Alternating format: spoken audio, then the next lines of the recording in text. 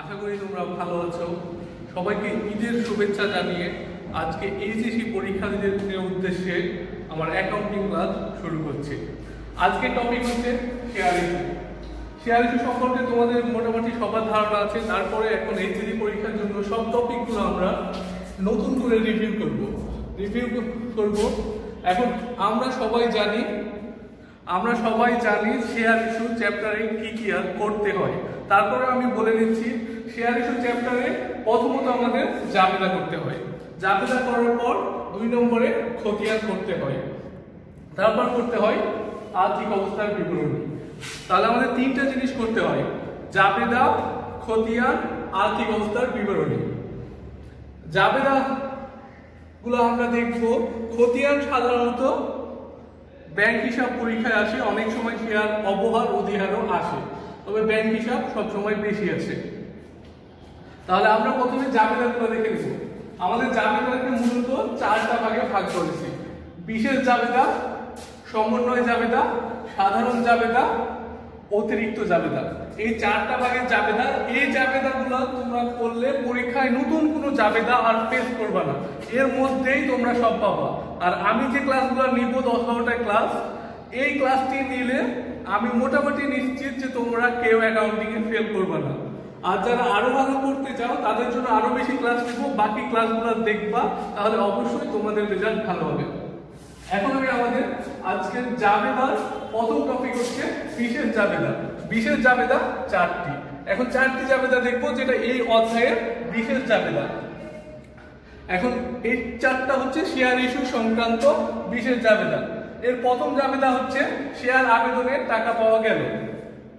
আমরা সবাই জানি শেয়ার আবেদনের টাকা পাই, আর যেই টাকায় পাই, টাকা পাইলে নগদান হিসাব ডেবিট হয়, কিন্তু আমার প্রথমেই লেখা আছে ব্যাংক হিসাব ডেবিট। এর কারণ হচ্ছে আমরা ধরে নিব এই অধ্যায়ের সকল লেনদেন ব্যাংকের মাধ্যমে হয়। আমাদের প্রথম মাথায় রাখতে হবে, আমরা ধরে নিব এই অধ্যায়ের সকল লেনদেন ব্যাংকের মাধ্যমে হয়। এখানে নগদান লিখলে আমাদের ভুল হবে না, কিন্তু বর্তমান অ্যাকাউন্টিং কনসেপ্টের সাথে এটা যায় না। কিছু কিছু পরীক্ষায় তোমরা দেখবা যে ব্যাংক হিসাব অবলিক নগদান হিসাব তোমার খতিয়ানে চাইবে, কারণ ওরা এক এক টিচার এক এক মতামত, তো সবগুলাই যেন সবাই করতে পারে, এই জন্য 2টাই অবলিক দিয়ে রাখে। তা আমরা শুধু ব্যাংক হিসাবটাই ফলো করব। তাহলে আবেদনের টাকা যদি পাওয়া যায়, যে কোনো টাকা ব্যাংকের মাধ্যমে পাওয়া গেলে ব্যাংক হিসাব ডেবিট, এটা সাধারণ জাবেদার মধ্যে পড়ে। আর যে মাধ্যমে টাকাটা পাওয়া যায় সেটা ক্রেডিট করতে হয়। এই টাকাটা পাইলাম কি জন্য? শেয়ার আবেদনের জন্য, তাই ব্যাংক হিসাব ডেবিট করলাম, শেয়ার আবেদন হিসাব ক্রেডিট করলাম। এইটা বিশেষ জাবেদার প্রথম জাবেদা। তারপর 2 নম্বর জাবেদা। এইখানে যে টাকাটা পেয়েছি এই টাকাটাকে মূলধনে স্থানান্তর করব। আবেদনের টাকা মূলধনে স্থানান্তর, আবেদনের টাকা মূলধনে স্থানান্তর। তাহলে আবেদনের টাকা পাইছিলাম, আবেদন হিসাব ক্রেডিট করছিলাম, এখানে বিপরীত করে শেয়ার আবেদন হিসাব ডেবিট করলাম, শেয়ার আবেদন হিসাব ডেবিট। আর স্থানান্তর করছি কোথায়? মূলধনে, তাই শেয়ার মূলধন হিসাব ক্রেডিট। মূলত এই 2টাই জাবেদা, 4টা জাবেদা না আসলে, বাট এইখানে মোট 4টা জাবেদা হয়, তাই এখানে 4টি লেখা আছে। 3 নম্বর জাবেদাটা হচ্ছে অতিরিক্ত আবেদনের টাকা ফেরত দেওয়া হলো। তার আগে আমরা 1 নম্বরটা আবার পড়ে নিই। শেয়ার আবেদনের টাকা পাওয়া গেল, শেয়ার আবেদনের টাকা আমি নিলাম, আর 3 নম্বর জাবেদাতে অতিরিক্ত যে টাকাটা নিয়েছিলাম সেটা ফেরত দিলাম। মানে 3 নম্বর জাবেদাটা হচ্ছে 1 নম্বর জাবেদার পুরোপুরি বিপরীত জাবেদা। 3 নম্বর জাবেদাটা হচ্ছে 1 নম্বর জাবেদার বিপরীত জাবেদা। তাহলে 1 নম্বর জাবেদাতে কি করছিলাম? ব্যাংক হিসাব ডেবিট, শেয়ার আবেদন হিসাব ক্রেডিট। 1 নম্বর এই জাবেদাটা এখানে এসে জাস্ট উল্টে লিখে দিলাম। এখানে শেয়ার আবেদন হিসাব ক্রেডিট ছিল, শেয়ার আবেদন হিসাব ডেবিট করলাম, ব্যাংক হিসাব ডেবিট ছিল, ব্যাংক হিসাব ক্রেডিট করলাম। তারপরে 4 নম্বর জাবেদা হচ্ছে অতিরিক্ত আবেদনের টাকা আবন্টনের সাথে, অতিরিক্ত আবেদনের টাকা আবন্টনের সাথে সমন্বয় করা হলো। অতিরিক্ত আবেদনের টাকা আবন্টনের সাথে সমন্বয় করা হলো। 3 নম্বরটা ছিল অতিরিক্ত আবেদনের টাকা ফেরত দেওয়া হলো। ফেরত দিয়েছিলাম তাই ব্যাংক থেকে গিয়েছে, বাট আবন্টনের সাথে টাকা সমন্বয় করছি, তাহলে আমার ব্যাংকেই টাকাটা আমার কাছেই থেকে যাচ্ছে। যেহেতু এই জন্য ব্যাংকের পরিবর্তে শেয়ার আবন্টন হিসাবে আমরা লিখবো। শেয়ার আবেদন হিসাব ঠিক থাকবে, শুধু ব্যাংক হিসাবের পরিবর্তে আমরা এখানে দেখলাম শেয়ার আবর্তন হিসাব। তাহলে মূলত এই চারটা জাবেদা, বাট চারটার মধ্যে এই দুইটা হচ্ছে মেন জাবেদা। এই চারটার মধ্যে এই দুইটা পারলে বাকি দুটো এমনি পারা যাবে। এখন আমরা দেখব এর সাথে কিছু সমন্বয় থাকে, এই সমন্বয় গুলাই মূলত 2 নম্বর জাবেদার সাথে হয়। আমাদের যত ধরনের সমন্বয় সব 2 নম্বর জাবেদার সাথে হয়, কিন্তু সমন্বয় মূলত 3টি। সমন্বয় জাবেদা মূলত 3টি। প্রথম সমন্বয় হচ্ছে অধিহার, যখন শেয়ার অধিহারে বিক্রয় করা হয়। দ্বিতীয় সমন্বয় হচ্ছে সমহার। তৃতীয় সমন্বয় হচ্ছে অবহার। অধিহার, সমহার, অবহার কি আমরা সবাই ভালো করে জানি, তারপরে আমি ছোট্ট করে বলে নিই। অধিহার, অধিহারের অধি মানে হচ্ছে বেশি, আর অবহারের অব মানে হচ্ছে কম, সমহারের সম মানে হচ্ছে সমান। একটা শেয়ারের দাম যদি 20 টাকা থাকে, এইটা যদি 22 টাকায় বিক্রয় করা হয় তাহলে কি অধিক মূল্যে বিক্রয় করা হলো। যখন 20 টাকার জিনিস 22 টাকায় বিক্রয় করা হবে তখন সেটা হবে অধিহার। আর যখন 20 টাকার জিনিস 20 টাকায় বিক্রয় করা হবে, মানে একই মূল্যে বিক্রয় করা হলো, তখন সেটা হবে সমহার। যখন 20 টাকার জিনিস 18 টাকায় বিক্রয় করা হবে তখন সেটা হবে অবহার। তাহলে অধিহার, সমহার, অবহার কি আমরা দেখলাম। এখন অধিহার, সমহার, অবহারের ক্ষেত্রে আমাদের জাবেদাগুলো 2 নম্বর জাবেদার কি চেঞ্জ হবে, এই 2 নম্বর জাবেদাটা এখানে আসবে। 2 নম্বর জাবেদার কি চেঞ্জ হবে, যখন অধিহার থাকবে তখন 2 নম্বর জাবেদাটা কি ছিল, শেয়ার আবেদন হিসাব ডেবিট, শেয়ার মূলধন হিসাব ক্রেডিট। 2 নম্বর জাবেদাটা আমরা লিখে নিচ্ছি। এখন এই জাবেদার মধ্যে নতুন একটা পক্ষ আসবে, তাহলে এটা কি অধিহার, তাহলে মধ্যখানে শেয়ার অধিহার হিসাব আসবে।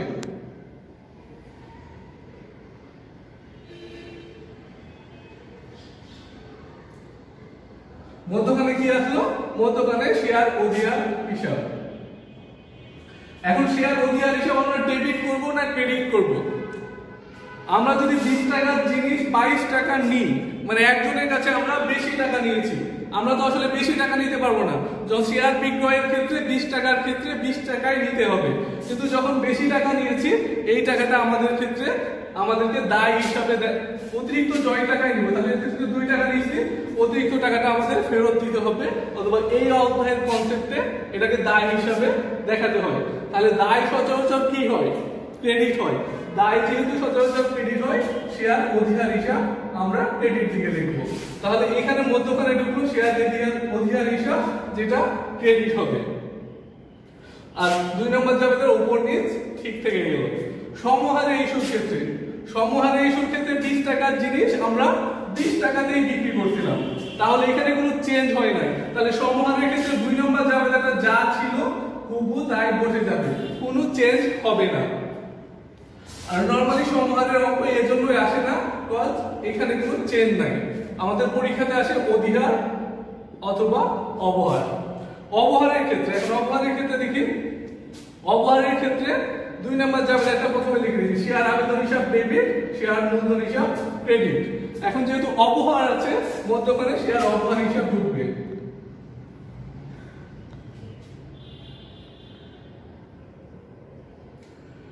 এখন যেহেতু শেয়ার অধিহার ক্রেডিট করেছে, শেয়ার অবহার তার বিপরীত, তাহলে ডেবিট করতে পারি। এইভাবে মনে রাখলেই হবে, যে কোনো একটা মনে রাখলে আর একটা তার বিপরীত। এখন আমাদের এখানে মনে রাখার বিষয় হচ্ছে শেয়ার অবহার আর শেয়ার অধিহার।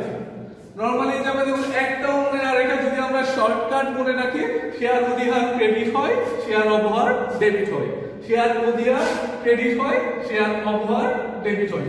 এইটুকু মনে রাখলে আর এই জাবেদাগুলো দেখা দরকার নাই। শর্টকাটে পরীক্ষার জন্য তোমরা মনে রাখবা অধিহার দায় সেহেতু ক্রেডিট হয়, অবহার তার বিপরীত সেহেতু ডেবিট হয়। এখন দেখবো এই অধ্যায়ের 2টা সাধারণ জাবেদা আছে। সাধারণ জাবেদা আমরা অ্যাকাউন্টিং ফার্স্ট পেপারে যে জাবেদাগুলো করেছি ওই জাবেদাগুলো যে অধ্যায় এই 2টা আসে তাই এই 2টা দেখাইছি, দেখানোর দরকার ছিল না, তারপরে দেখাইছি অনেকদিন তোমরা পড়াশোনার বাইরে আছো তাই। এখন ব্যাংক চার্জের ক্ষেত্রে যখন ব্যাংক চার্জ কর্তন করলো বা কেটে নিল বা প্রদান করলো, যেটাই থাকুক না কেন জাবেদার উত্তর একটাই, ব্যাংক চার্জের ক্ষেত্রে জাবেদা হয় ব্যাংক চার্জ হিসাব ডেবিট, ব্যাংক হিসাব ক্রেডিট। এটা তোমরা ভালো করে জানো।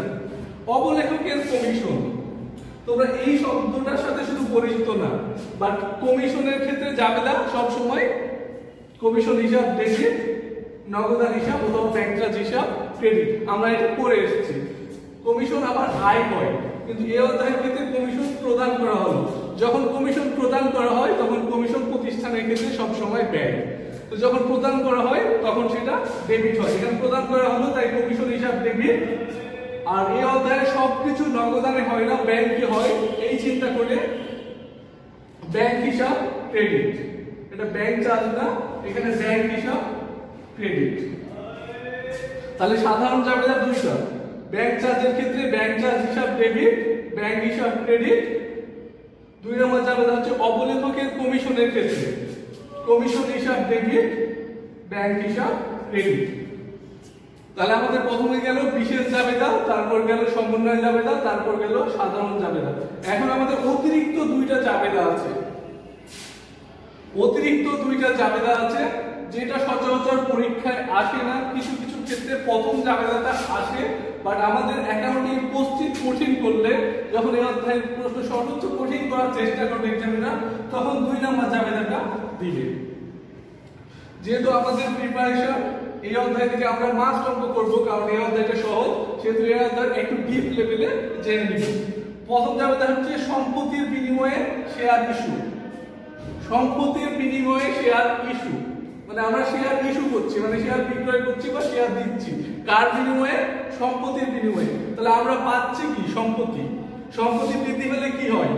আমরা সবাই জানি সম্পত্তি বৃদ্ধি পেলে ডেবিট হয়, তাই সম্পত্তি হিসাব ডেবিট। আর এটা বিক্রি করছি কি? শেয়ার।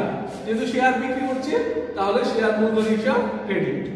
সম্পত্তির বিনিময়ে শেয়ার ইস্যু, সম্পত্তি হিসাব ডেবিট, শেয়ার মূলধন হিসাব ক্রেডিট। আমাদের লাস্ট জাবেদাটা হচ্ছে সেবার বিনিময়ে প্রমোটারদের শেয়ার ইস্যু। সেবার বিনিময়ে প্রমোটারদের শেয়ার ইস্যু। যেহেতু শেয়ার ইস্যু করা হয়েছে সেহেতু শেয়ার মূলধন হিসাব ক্রেডিট করা হয়েছে। এখন সুনাম হিসাব ডেবিট আমি লিখেছি। এখন সুনাম হিসাব ডেবিট, এইটা লেখার সাথে সেবা দিচ্ছি আবার সুনাম হিসাব ডেবিট লিখছি, কোনো মিল নাই। মিল নাই কজ প্রমোটারদের নিয়ে আসলে সুনাম হিসাবটা করতে হয়।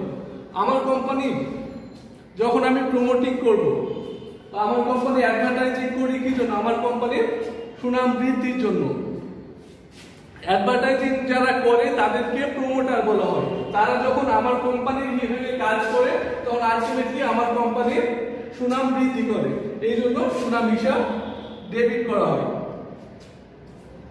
এখন এই অধ্যায়ের সেকেন্ড পার্ট, জাবেদার পরে আসে খতিয়ান। খতিয়ান তোমরা খুব ভালো করে জানো, তো খতিয়ানের আমি কিছু বললাম না, শুধু খতিয়ানের ক্ষেত্রে একটা কথা জাস্ট রিভিউ করে দিলাম। যখন ডেবিট ডেবিট হবে তখন যোগ হবে, যখন ক্রেডিট ক্রেডিট হবে তখন যোগ হবে। কিন্তু যখন দুই রকম হবে, ডেবিট ক্রেডিট অথবা ক্রেডিট ডেবিট, তখন বিয়োগ হবে। যে ব্যালেন্সটা বড় সেই ব্যালেন্সের দিকে ঘরে বসবে টাকাটা। এখন আমি চলে যাচ্ছি আর্থিক অবস্থার বিবরণী। আর্থিক অবস্থার বিবরণী এই অধ্যায়ের অনেক ছোট, বাট আর্থিক অবস্থার বিবরণী চ্যাপ্টারে আর্থিক অবস্থার বিবরণী করতে গেলে অনেক কষ্ট করতে হয়, বাট এই অধ্যায়ে খুব অল্প সংখ্যক এন্ট্রি আসে। আমার বোর্ডে যে এন্ট্রিটি লেখা আছে এর বাইরে সচরাচর কোনো এন্ট্রি আসে না। এখন এই এন্ট্রিটি আমরা দেখব। এই এন্ট্রিটি দেখার আগে আমাদের জাবেদা থেকে কি কি আসে এখানে এইটুকু একটু দেখে নেব। আমাদের প্রথম চারটা ছিল বিশেষ জাবেদা। আমাদের প্রথম চারটা ছিল বিশেষ জাবেদা।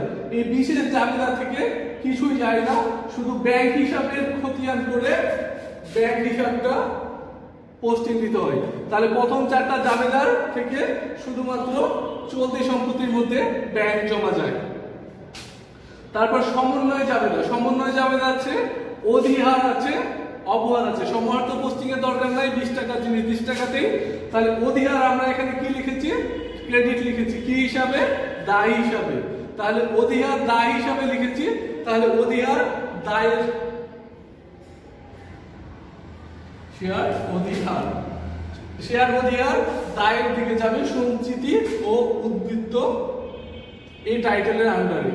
আর শেয়ার অবহার ডেবিট লিখেছি, কিন্তু এইখানে ডেবিট ব্যয় হিসেবে না দেখিয়ে আমরা প্রাথমিক খরচ ভেবে সম্পত্তি হিসেবে দেখাবো, কারণ এই অধ্যায়ে আমরা বিশদ আয় বিবরণী করি না, সেহেতু ব্যয় হিসেবে দেখাতে পারবো না।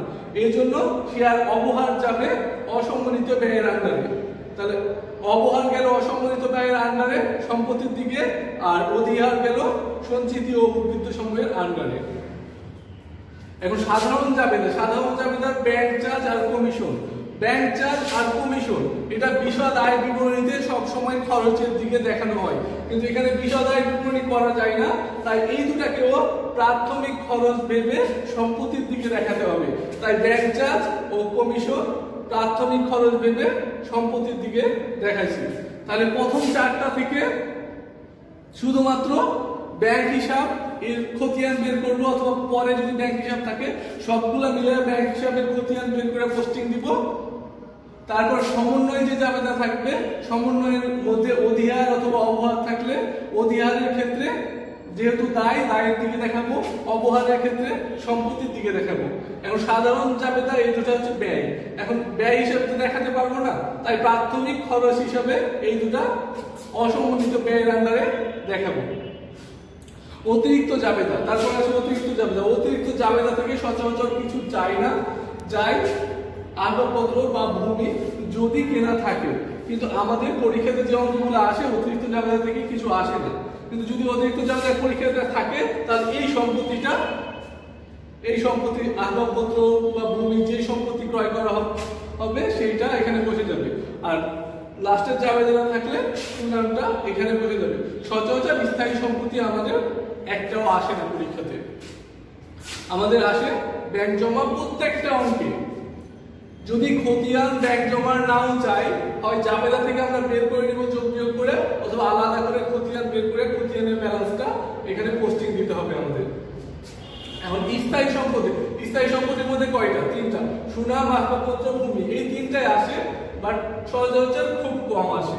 আর অসম্মানিত ব্যয় আমরা দেখলাম, অসম্মানিত ব্যয় সাধারণ জাবেদা থেকে ব্যাংক চার্জ, কমিশন, আর সমন্বয় জাবেদা থেকে শেয়ার অবহার, এই তিনটা। এখন দায় ও মূলধন সমূহের মধ্যে আসে, প্রথমে আসে অনুমোদিত মূলধন, তারপর ইস্যুকৃত, বিলিখিত, পরিশোধিত মূলধন। অনুমোদিত মূলধন এই ঘরে লিখে এইখানেই শেষ করে দিতে হয়, এটা কারো সাথে যোগ বিয়োগ হয় না। ইস্যুকৃত, বিলিখিত, পরিশোধিত মূলধন যেটা থাকে সেটা লিখতে হয় এই ঘরে, এটা অন্য যে এন্ট্রিগুলো থাকে সেটার সাথে যোগ করতে হয়। আর সঞ্চিত ও উদ্বৃত্তর আন্ডারে শেয়ার অবহার আসে। আগে আমরা দেখলাম শেয়ার অধিহার কোথায় থেকে আসে? সমন্বয় জাবেদা থেকে শেয়ার অধিহার আসে। তাহলে এখানে উপরের এন্ট্রিগুলোকে এখানে যোগ করে ট্রান্সফার করে দিতে হবে, নিচের এন্ট্রিগুলোকে যোগ করে ট্রান্সফার করে দিতে হবে। এই দুটো আমাদের সব সময় সমান হবে। যদি এই দুটো সমান হয় তাহলে আমাদের অঙ্ক হয়েছে, যদি এই দুটো সমান না হয় তাহলে অঙ্কের মাঝে কোনো প্রবলেম আছে। এখন আমরা একটা অঙ্ক দেখব।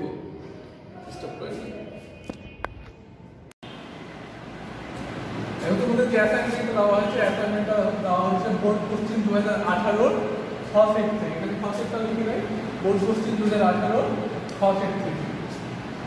এখন আমরা অঙ্কটা করবো। এখন আমরা থিওরিটিক্যাল দেখলাম অঙ্কগুলো কিভাবে করতে হয়, কারণ বাস্তব অঙ্কটা কিভাবে আছে পড়ে দেখবো। লিপিকা লিমিটেড 100 টাকা মূল্যের 5000 শেয়ারে নিবন্ধিত। এটা হচ্ছে নিবন্ধিত মূলধন কোম্পানি, যেটা নিবন্ধন করা থাকে। এইটুকু অঙ্কের কাজের জন্য কোনো ইম্পর্টেন্ট বিষয় না, তো এইটুকু আমি আপাতত কেটে দিলাম। 10% অবহারে, এটা হচ্ছে একটা গুরুত্বপূর্ণ ফ্যাক্ট।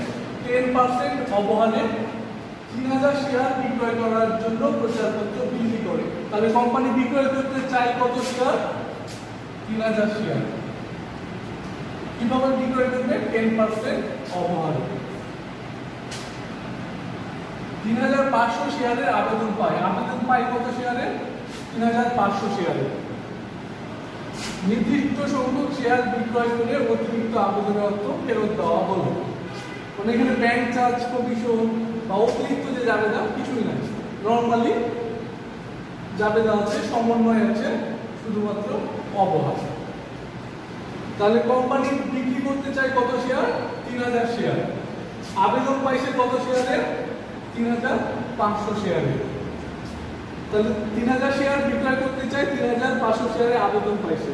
তাহলে অতিরিক্ত থাকে কত শেয়ার? 500 শেয়ার। এই অতিরিক্ত 500 শেয়ার ফেরত দেওয়া হলো লেখা আছে, এই জন্য অতিরিক্ত 500 শেয়ার এর টাকা ফেরত দিতে হবে। তাহলে 10% অবহারের ফ্যাক্টর আমরা দেখি। কোম্পানির প্রতিটি শেয়ারের মূল্য কত টাকা ছিল? 100 টাকা।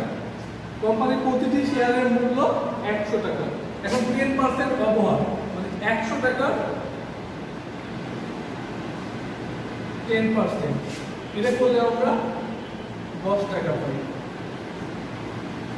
তাহলে শেয়ারের মূল্য ছিল 100 টাকা, কিন্তু 10% অবহারের কারণে আমরা শেয়ারটা বিক্রয় করব 100 টাকায় বিক্রয় না করে 90 টাকায় বিক্রয় করব।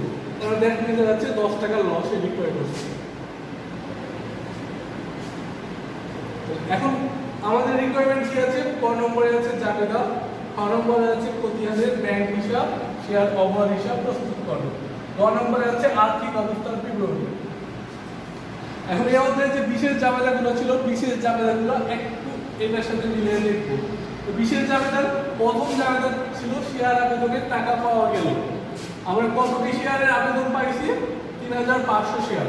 3500 শেয়ারের আবেদন পাইছি। আবেদনের সময় কত টাকা করে নিয়েছি? 90 টাকা করে। তাহলে 3500 শেয়ারের 90 টাকা করে এখানে বসাই দিতে হবে, ব্যাংক হিসাবে বসাইতে হবে, শেয়ার আবেদন হিসাবেও বসাই দিতে হবে। তারপর 2 নম্বর জাবেদাটা ছিল আবেদনের টাকা মূলধনে স্থানান্তর। এখন 3500 শেয়ারের আবেদন পাইছি, আমি কি পুরোটাই মূলধনে স্থানান্তর করে দিব?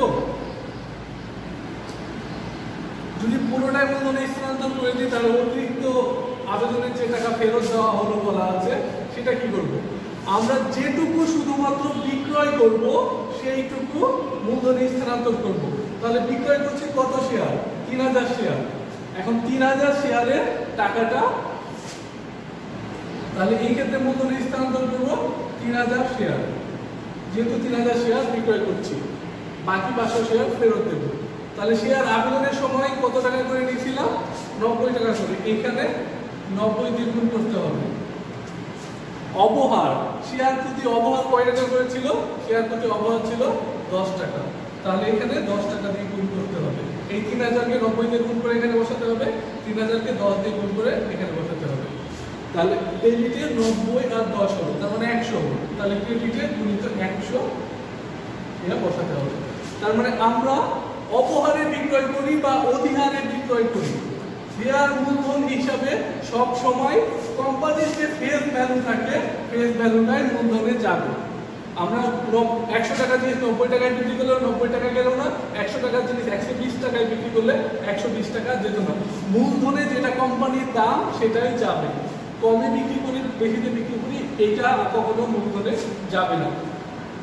তাহলে 3500 শেয়ারের আবেদন পাইছে, জাবেদা করা হয়েছে।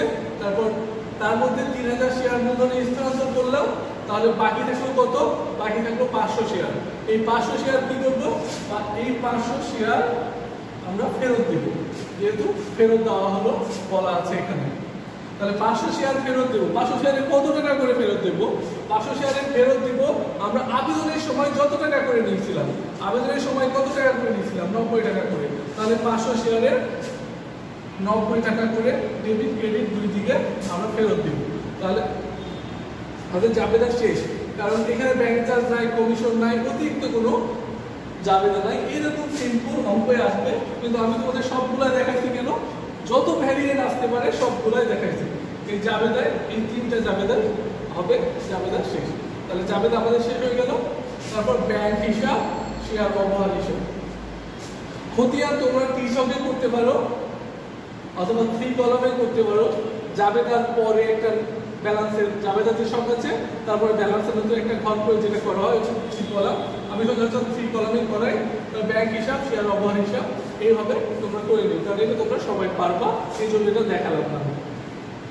তাহলে ব্যাংক হিসাব আছে কয়টা একটু দেখে নিই। ব্যাংক হিসাব আছে এইখানে একটা আছে, এইখানে নাই, এইখানে আছে, 2টা আছে।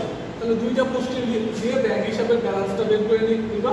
তারপর শেয়ার অবহার হিসাব অনলি ওয়ান, একটাই আছে, একটাই জাস্ট পোস্টিং দিবা, ওটাই ব্যালেন্স ডেবিট থাকলে ডেবিটের দিকে, ক্রেডিট থাকলে ক্রেডিটের দিকে। অবহার ডেবিট তাহলে ডেবিটের দিকে ব্যালেন্স চলে যাবে। এখন 3 নাম্বারটা হচ্ছে আর্থিক অবস্থার বিবরণ। আর্থিক অবস্থার বিবরণীতে এখন দেখি আমরা কি কি আছে আর কি কি যাবে। আর্থিক অবস্থার বিবরণীতে সবার প্রথমে আছে ব্যাংক জমা। তাহলে ব্যাংক জমা আমরা খতিয়ান থেকে যে ব্যালেন্সটা পাবো সেটা এখানে বসায় দেব।